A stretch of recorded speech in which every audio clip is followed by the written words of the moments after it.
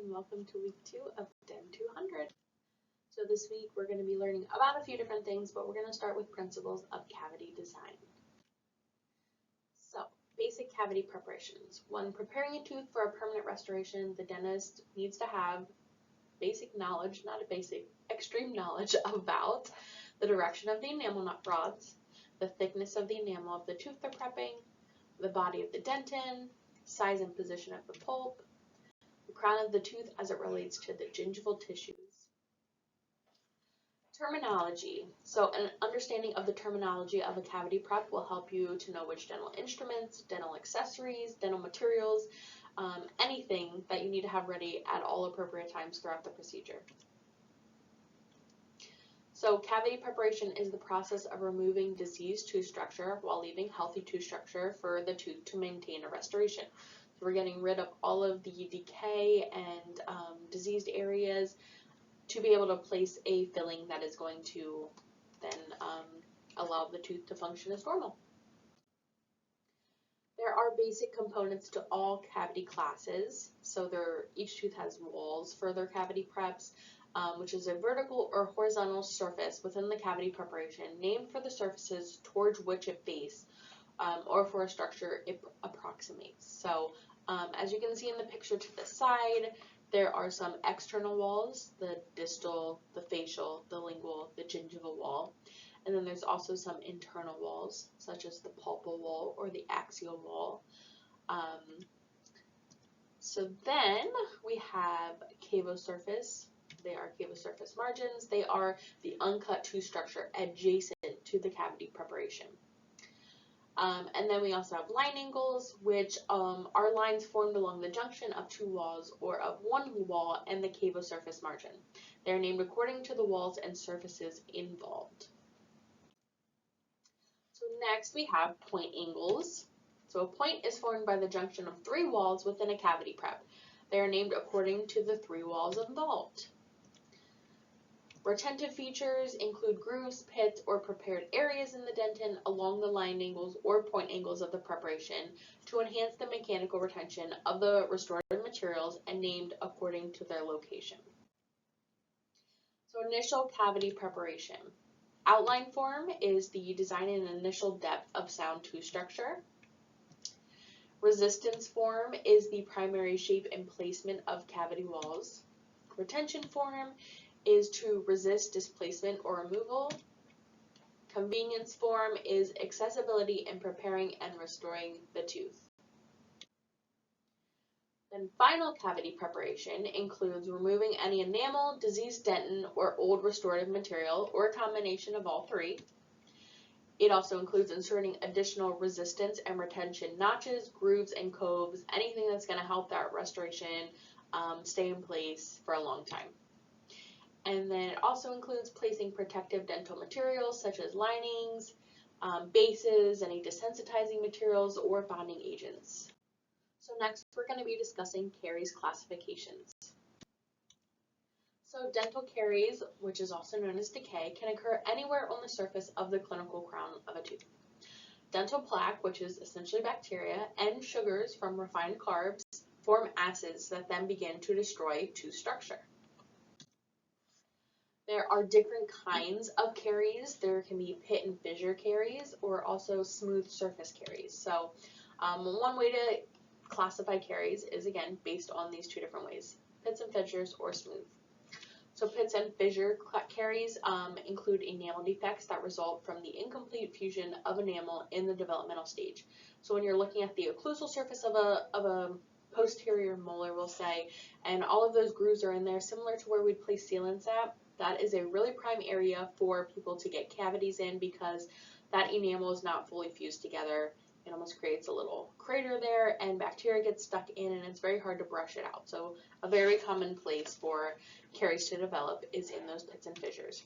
And then the smooth surfaces is kind of, it can be on the outside of the tooth, like along the buccal or the lingual side.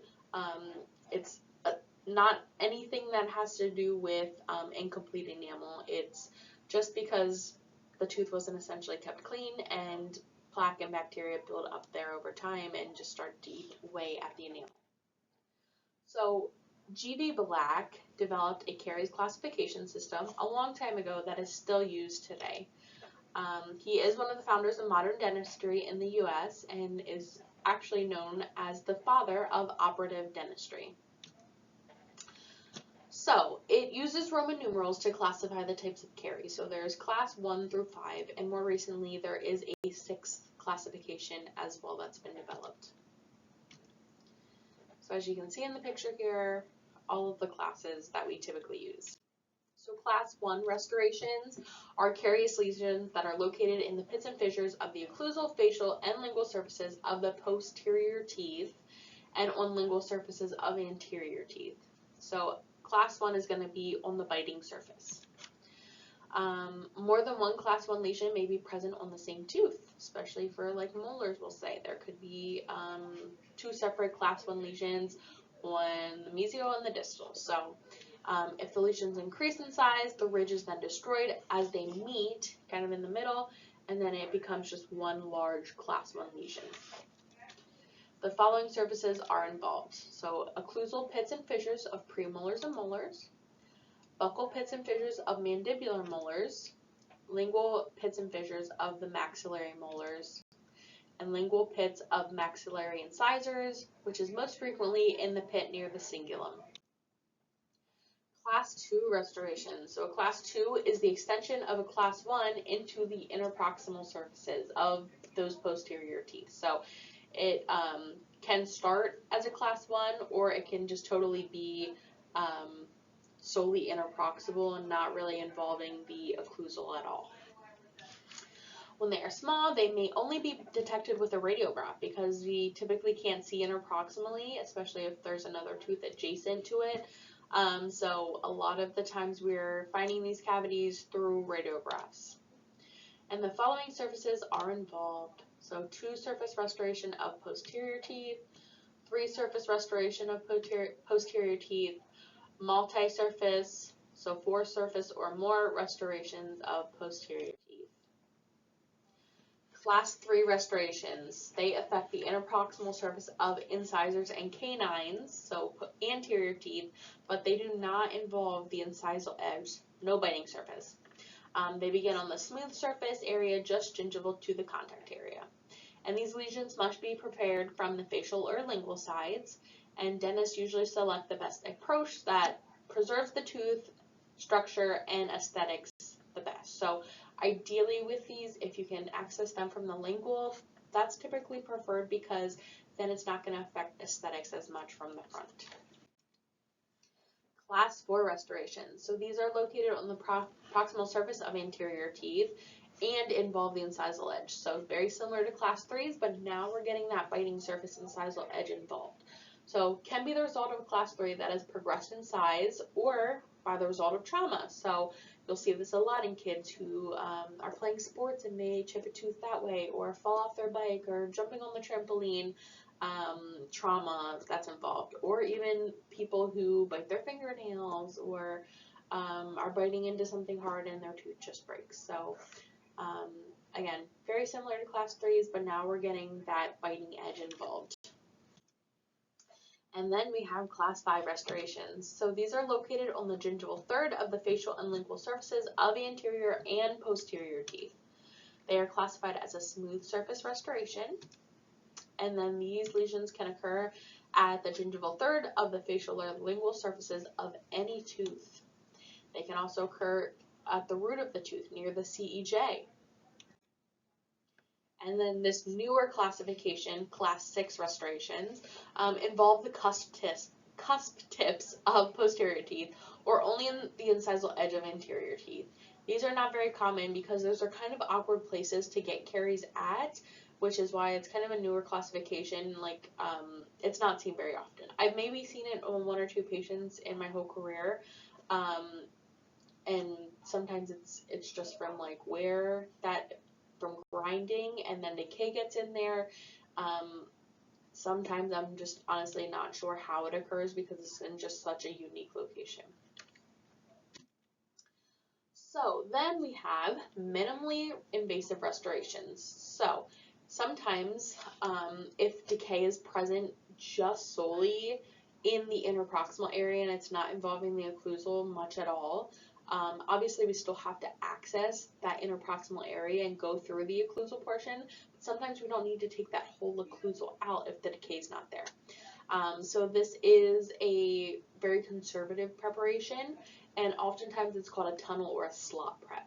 So it's designed to minimize the amount of tooth structure that needs to be removed in order to restore the tooth. So as you can see in these pictures, A represents a typical class 2 preparation where, yes, we're getting that interproximal decay out, but we're also removing a good portion of that occlusal as well, just for retention purposes. And then letter B is showing you what a slot preparation is. So it involves a lot less of the occlusal surface, but still enough that you can access the area interproximally to get your instruments down and be able to pack and condense the composite into it.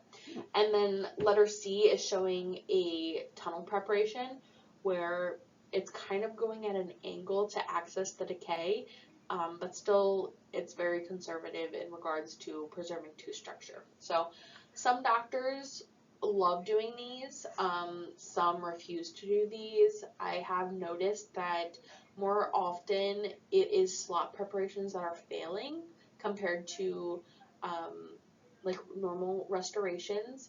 I'm not sure if it's because of the lack of retention with a slot preparation or what it is, but I've seen a few slot preparations fail just for no reason at all.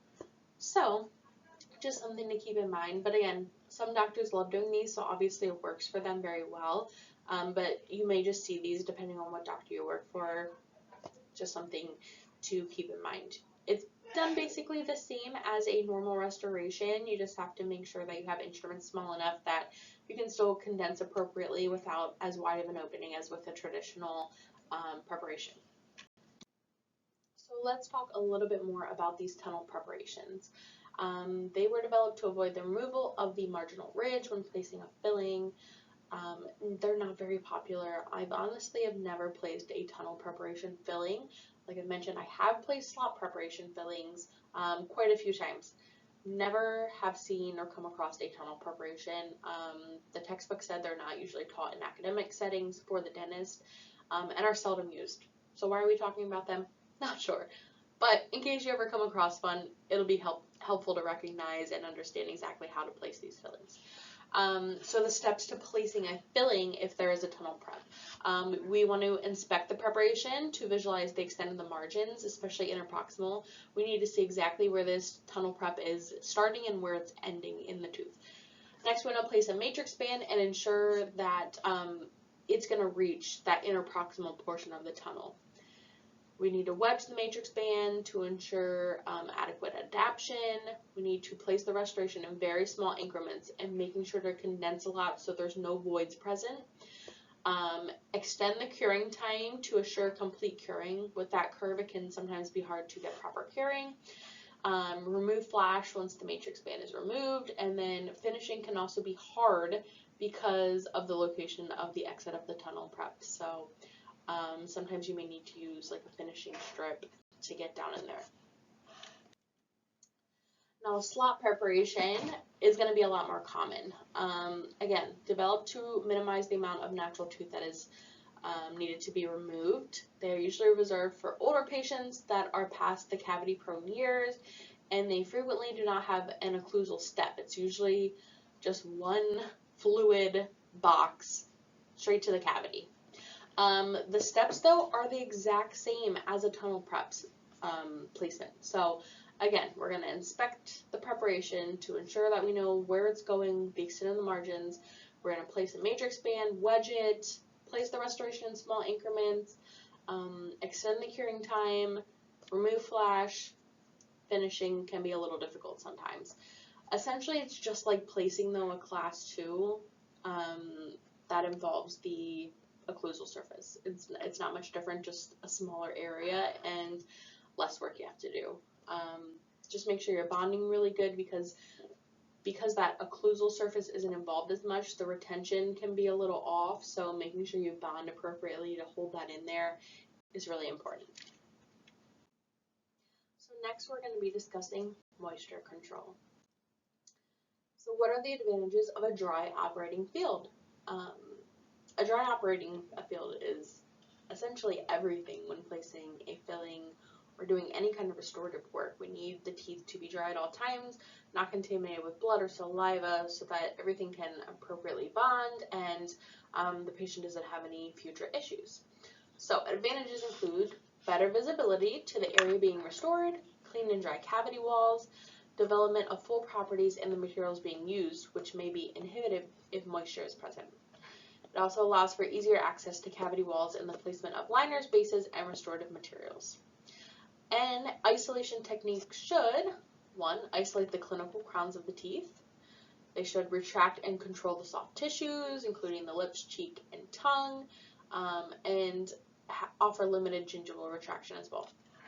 They should also prevent moisture contamination of the teeth, provide optimum visibility of the operative site, protect the patient against aspiration, not interfere with the operator's visual or mechanical access to the operating site, be comfortable for the patient, and be easily and rapidly accomplished. So we don't want anything too difficult that's going to make our jobs harder. We want it to be fairly quick and simple. So oral evacuation systems are used to remove excess fluid and debris from the mouth. I'm sure we're all familiar with these, just a quick overview. So saliva ejectors, some people call them Mr. Thirsty. They are small, straw-shaped, flexible, and they also bend a little bit. So they can be used during less invasive procedures like prophy, sealants, ortho procedures, and to remove saliva from under dental dams. They're also good for like rinses in the mouth. The main focus though is to remove liquids from the mouth, not strong enough to remove debris. So if you are, if the doctor's prepping a tooth and there's amalgam pieces going everywhere, you probably don't want to use the saliva ejector. The HVE is your best option. So the HVE, or high volume evacuator, is a high volume of air that is moved into the vacuum hose at a low pressure, which creates a very strong suction. It is used to remove saliva, blood, water, and various debris, and you can also use it to retract tongues, cheeks, lips, whatever you need from the operating field as well. I like to joke with patients that try to close down on the HVE that it could rip their tonsils out because it is that strong. I don't think it would actually rip them out, but it sometimes feels like that when it's latched on, so just be careful that you're not sucking up too much stuff with the HVE. So HVE tips, there are various types of tips available. Operative suction tips are a bit larger. They're used during most procedures like fillings, crowns, and bridges, and they can either come bent or straight. And then we have surgical suction tips. They have a smaller, very thin opening, and they're used during special procedures such as extractions, root canals, or oral surgery. They're going to be less likely to suction up any blood clots that are forming that we need there in the socket during surgeries. So for most procedures, we're going to be seeing those bigger operative suction tips. So next, we're going to discuss how to properly grasp and position the evacuators. So you want to use a thumb to nose grasp, which is, there we go, holding it like this, or a pen grasp, where we're almost holding it similar to a pen position, just like in that picture there, actually. When assisting a right-handed operator, the assistant grasps the evacuator with their right hand and vice versa. Left-handed, the assistant grasps with their left hand. The hand that is not holding the suction holds the air water syringe or is transferring instruments. So you should always have something going on with both your hands. Different tips though. Place the evacuator before the dentist positions the handpiece and mirror. By doing it before, you're able to help retract a little bit to get that mirror in, and you're not going to block them once they get started. You want to position the suction tip on the surface of the operative tooth closest to you, or one tooth distal. So you want to be really close to where the dentist is working so you can get all the water that's coming off and any debris that may come off. You want to position the bevel of the suction tip so that it is parallel to the tooth surface. And then for anterior teeth, keep the edge of the suction tip even with or slightly beyond the incisal edge. This video can be found in the resources folder for this week. I'm not going to play the whole thing on the lecture, but be sure to check it out in the materials and resources section. So rinsing the oral cavity. Rinsing helps to maintain a clear operating field and helps keep patients comfortable. They don't want to be sitting there with a mouthful of debris the whole time. They want to feel like there's nothing going on in their mouth and it's clean and there's no bad taste and everything's great. So, two types of rinsing. There's limited area rinsing, where we're just kind of rinsing off the tooth or a little bit of an area that we're working on. This should be accomplished quickly and efficiently, causing no delay in procedure. So, I'll usually do this if the doctor is taking a little break to maybe change their burr or change their gloves, something like that. They're not there working on the patient. I'll do a quick rinse of the area to make sure that they can see, or different parts in the procedure, like if they're drilling out the existing amalgam filling and there's just amalgam debris everywhere, I'll just keep giving little rinses there to help keep the area clean. There's also full mouth rinsing though. This is when the patient's entire mouth needs refreshing. It may be done after a long restorative appointment, after cleaning, or before the patient is leaving the office. So the saliva ejector can be used, and you just kind of go around the entire mouth and you get all of the yuckiness out of there for them. So next we're going to discuss air water syringes. With an air water syringe, there's two buttons at the top. One is going to deliver air, the other button is going to deliver water, and when you press them both at the same time, it is going to deliver a more aerosol version of a water stream, so almost like a puff of air and water at the same time.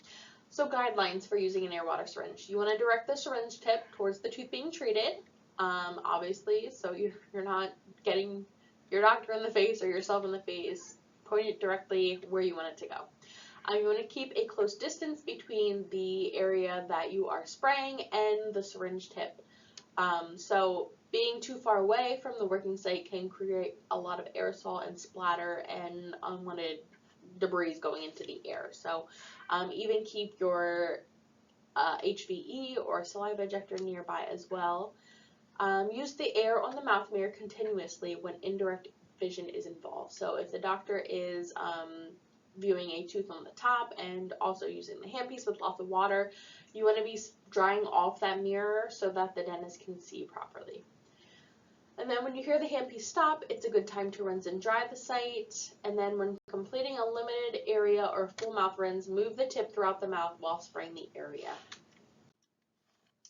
Isolating teeth. So teeth must be kept isolated for optimum results. Losing isolation could mean that saliva, blood, and bacteria has entered the tooth during treatment and the work may need to be replaced. That's not good. So different types of isolation. There's cotton roll isolation, as you can see in the picture here, just keeping a little bit of retraction with the lip area there and keeping the tongue out of the way. But it's also soaking up any unwanted saliva. There's also dry angle isolation and dental dam isolation. So cotton roll isolation, one of the oldest methods. It's recommended during shorter procedures. They should be placed adjacent to the parotid and sublingual gland ducts to absorb saliva flow. Some advantages: they're easy to apply, no additional equipment is required, and they are available in many different sizes. You can cut them to size, you can kind of pull them outward to enlarge them. They're very flexible. Disadvantages include that they do not provide complete isolation. It's very easy for saliva to even oversaturate the cotton roll, and then you just have like a whole trapped area of saliva that can easily be squished into your prep site. It doesn't protect the patient from aspiration, so they could swallow the cotton rolls. Dry cotton rolls may stick to the gum tissues and cause irritation, so oftentimes you may need to spray a little water on them before you remove them if they are still dry. They do need replaced frequently throughout a procedure because of oversaturation, and they provide limited retraction. A little bit, but not a whole lot. Dry angle isolation, you can see in the picture here, that's a dry angle. So they are triangular absorbent pads. They help isolate posterior areas in the maxillary and mandibular arches by blocking the flow of saliva and protect the tissues in the area. We often call these cheek patches. They do a great job of protecting the cheeks when you're working on a back tooth, to prevent the cheeks from getting kind of tangled into the burr of the handpiece. You do want to replace pads if they become soaked before the procedure has been completed. And then to remove them, if they are dry, you may have to use a little bit of water from the air water syringe to wet the pad thoroughly before you separate it from the. So with dental dams, they do meet most of the criteria for ideal isolation of teeth, even though they're kind of a pain to use. They are thin, stretchable, they become a barrier if they are appropriately applied to the selected teeth. So when a dam is in place, only the selected teeth are visible through the dam. The rest of the teeth are kind of hidden under that dam barrier. So indications for use of a dental dam. They serve as an important infection control barrier in the preparation of teeth. It safeguards patients against contact with debris, dental materials, and other liquids during treatment. It protects the patient from accidentally swallowing any debris, provides moisture control, retracts lips, tongues, and gingiva from the field of operation, and provides better visibility due to contrasting colors of dental dam and tooth. So as you can see in the picture above, because it's hiding all those other teeth, that green really serves as a great contrast against the tooth, so you can see a little bit better. Now, disadvantages of dental dam use. It takes a lot of time to set up, and patients often hate them because they may feel claustrophobic with them. That something's taking up so much of their mouth, they may feel like they're unable to breathe or having more difficulty breathing. So a lot of times, these aren't used every day for procedures, maybe just for root canals, but some dentists do like using these a lot for restorative procedures because they are just so dang useful, even if they take a little bit of extra time to use. Armamentarium for dental dams. So what all do we need? We need some wax dental floss. We're going to use this as a ligature to tie to the clamps to prevent the patient from accidentally swallowing them. We need the rubber dam itself. We need a rubber dam template and ballpoint pen. This is optional, but it'll just be helpful to determine exactly where we need to make a hole for the teeth we're working on. A rubber dam punch to punch that hole. Lubrication for patients' lips is always useful, just so they're not getting chapped over dry lips. We need a rubber dental dam napkin or a 2x2 gauze. We need the rubber dental dam frame or holder. We need assorted rubber dam clamps and rubber dam forceps to attach to the clamps to insert them. We need a burnisher or rubber dam inverter. I often use a gold plastic flat instrument just to help get the sides of the rubber dam over the wings of the clamps, and then small scissors are helpful as well. So let's discuss dental dam clamps. There are a few different types of clamps. They are used on different teeth. So all of the clamps have the following, no matter which teeth they are for. They have the jaw part, which is the part of the clamp that is expanded to fit over a tooth. They have the forceps holes, which are the two little holes you can see in the pictures where the forceps attach into them to be able to open them wider in order to fit over teeth. They have points, or the parts of the jaws that contact the tooth when the clamp is properly placed on the tooth, and then the bow, which is that arched portion, and usually this is where we're tying floss to as a ligature to ensure the patient isn't swallowing it. You can see in the picture here, the molar and premolar ones look very similar, but look kind of towards that center jaw portion, where the molar one is a little bit wider. Obviously, molars are wider than premolars, so that opening has to be a little bigger to fit over molar, whereas the premolar one's a little bit smaller. And then the anterior one we call a butterfly clamp, because it almost has two bows going on either side. So those are always easy to pick out compared to the molars and premolars. Then we have the dental dam forceps. So this is what's going into the little holes of the clamp in order to widen it a little to get over the tooth. The bow of the clamp should be positioned distally if possible. If it's the very last tooth in the arch, it may be hard to position distally, but ideally that kind of rounded bow portion is always to the back of the mouth.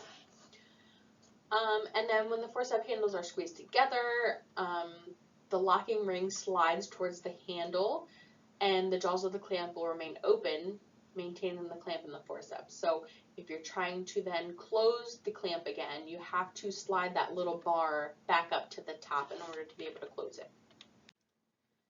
There are pre-punched dental dams. I call these almost like auto dental dams, where you don't need a frame or a punch or anything really. You just need the forceps, the clamps, and then this pre-punched dam, and then you have everything you need. Many offices use this. It saves time, makes it easier for the assistant to place the dental dam for the dentist. So these are an option as well. So placement of the dental dam. First, you want to explain the procedure to the patient, let them know what's going on, because it can be a little shocking if they've never had one placed before, and they may feel, again, very claustrophobic with it. Then we're going to examine the patient's mouth to see where the dental dam is to be placed at. We want to pinpoint that tooth and also floss that area to remove any plaque or debris that may be there. Next, we're going to select the proper rubber dam clamp. So if it's a molar, we need to get the molar one, premolar, or is it an anterior where we need to get the butterfly clamp. To minimize accidental aspiration, we're going to tie that floss ligature to the bow of the clamp. We're going to use the forceps to pick up the clamp. We're going to position the clamp over the tooth, confirm the comfort of the patient, and then use a template to mark the holes that are to be punched. Then we're going to punch the rubber dam holes, lubricate the patient's lips with some petroleum jelly or chapstick something. We're going to place the rubber dam. We're going to use a blunt-shaped instrument. Like I said, I used that gold flat instrument to release the rubber dam from each wing of the clamp.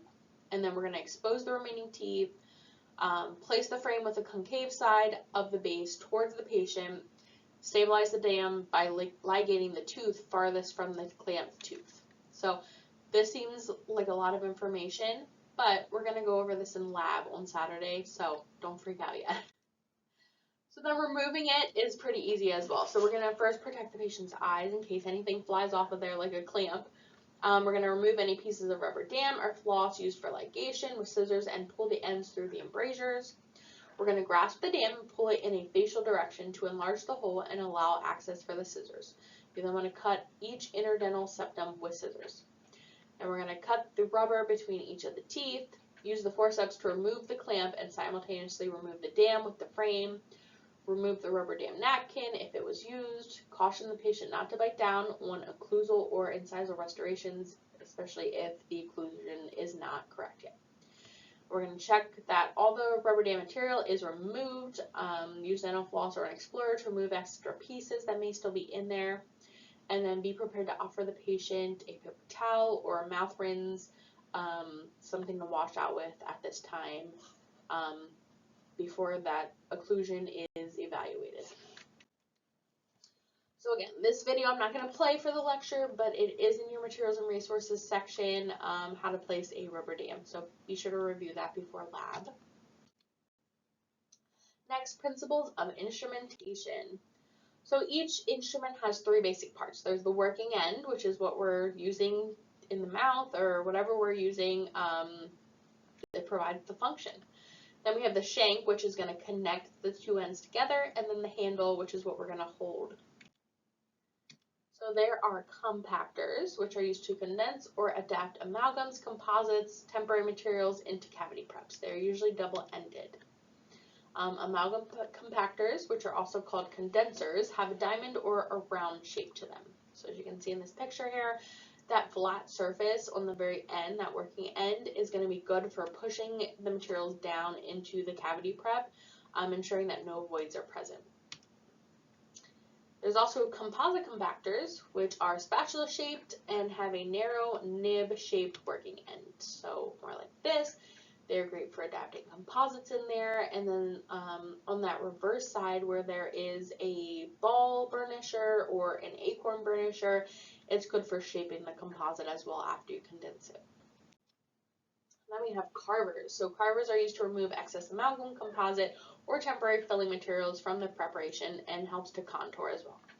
So the working end has a sharp cutting edge that is formed by the junction of two surfaces at an acute angle.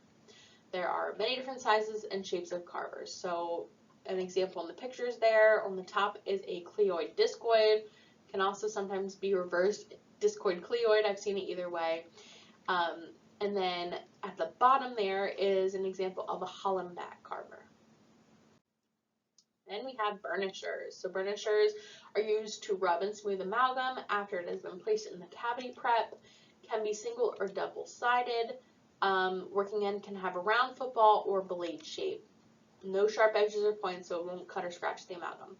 I also use these in composites as well. Again, we just saw the slide on composite condensers, And a lot of the composite condensers are universal, where they also have a burnisher on the opposite side of the condensing portion. So you can easily condense and then also burnish the area. So while it does a great job at smoothing the amalgam and making it shinier, I also use it for the composite as well, just to smooth things out and make it more flush and fluid of a filling. Instrument transferring. So the dentist relies on the assistant to have supplies, instruments, and materials ready for transfer into the dentist's hands. The assistant needs to understand the sequence of procedures, anticipate when an instrument or material will need to be transferred, transfer instruments with the left hand while the right hand is kept free to section, and get the next instrument ready for transfer. They also need to transfer instruments using Class 1, Class 2, or Class 3 motion involving only the fingers, wrist, and elbow.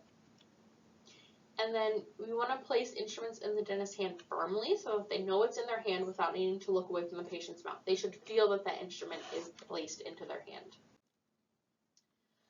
Instruments should be transferred in the position of use so that the dentist can get right into using it. They don't have to turn it a different direction. The working end of the instrument should be downward if working on the lower teeth, and then opposite if they're working on the upper teeth, it should be facing upwards. And then this way, the dentist doesn't need to reposition their hand at all. They're saving time. They're saving any extra stress on their hands from needing to turn it. So special considerations for transfer techniques. When transferring a mirror and explorer, you want to transfer them simultaneously. So you put one in each side.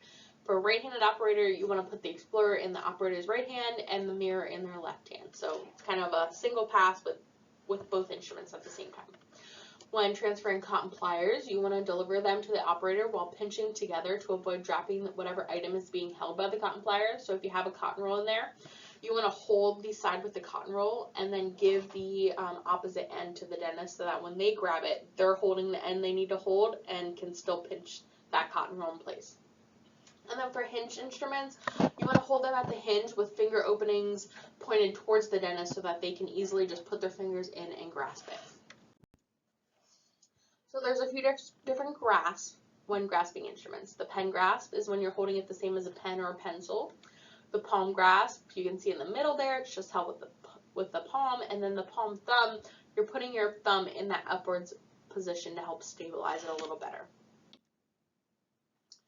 Next are fulcrums. So fulcrums are very important, especially as an EFDA when placing fillings. It is a finger rest that helps stabilize your hand to reduce chances of slipping and traumatizing tissues in the mouth.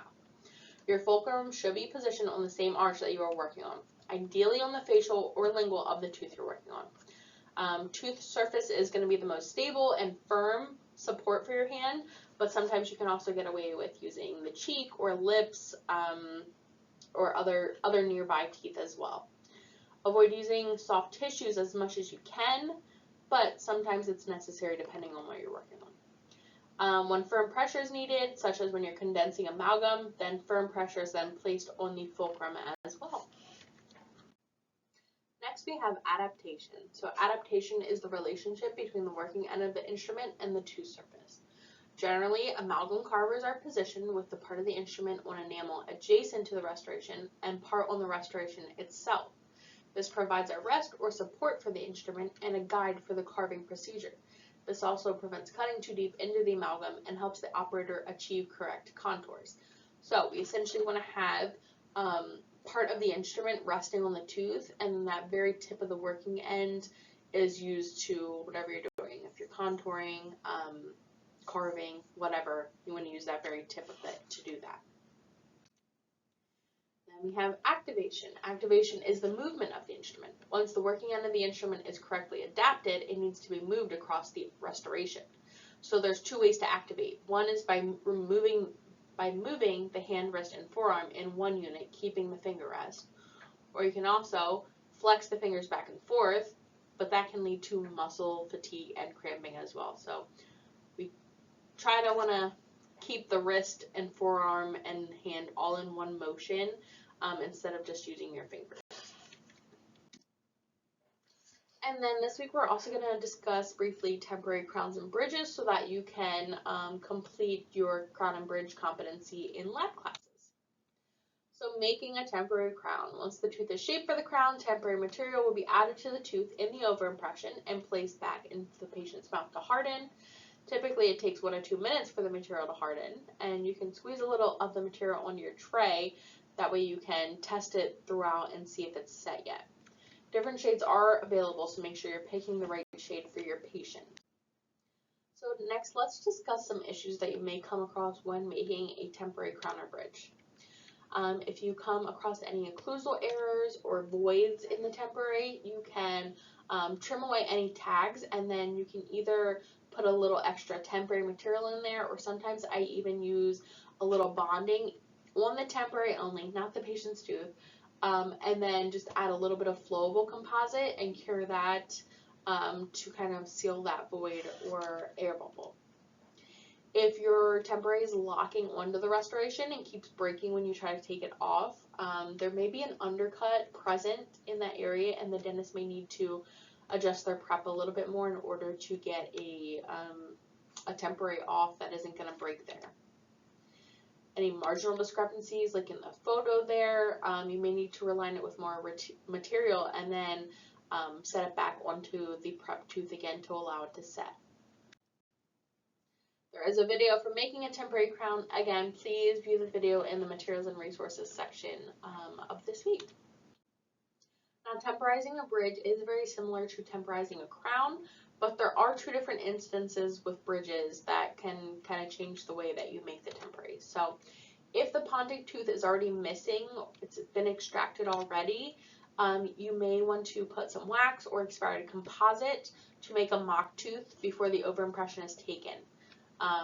And with this type of bridge, the final impression is taken that same day because the tooth is already missing, the gum's already healed in that area, so you can just go ahead with making the final bridge. Now, if the tooth is still there and needs extracted, it's typically extracted that day of the appointment. So you still want to take an overimpression at the beginning of the appointment. If the tooth is still there and it's whole, just take the overimpression. If it's chipped or broken, anything like that, you may, again, want to use wax or composite to build the tooth back up to look normal before you take the overimpression. That'll just save you some time. The doctor will then prep the abutment for the bridge, polish the broken pontic tooth to the gum line usually, and then you'll make the temporary. It'll be all done, and then after that, the doctor can extract the broken tooth. It's already at the gum line, so it'll be easier to get like that root portion out. And then after the blood clots for a few minutes, you can go ahead and cement the temporary bridge in. Now the patient will need to heal before a final impression is taken in this case. They'll usually need 6 to 8 weeks for that gum tissue to heal, and then they can come back in for that final impression where they'll need to take the final impression and leave again in a temporary until the lab finishes the final. And one more time, this video you can watch in the materials and resources folder for this week. If you have any questions or concerns about this week's lecture or PowerPoint, please let me know. Thanks.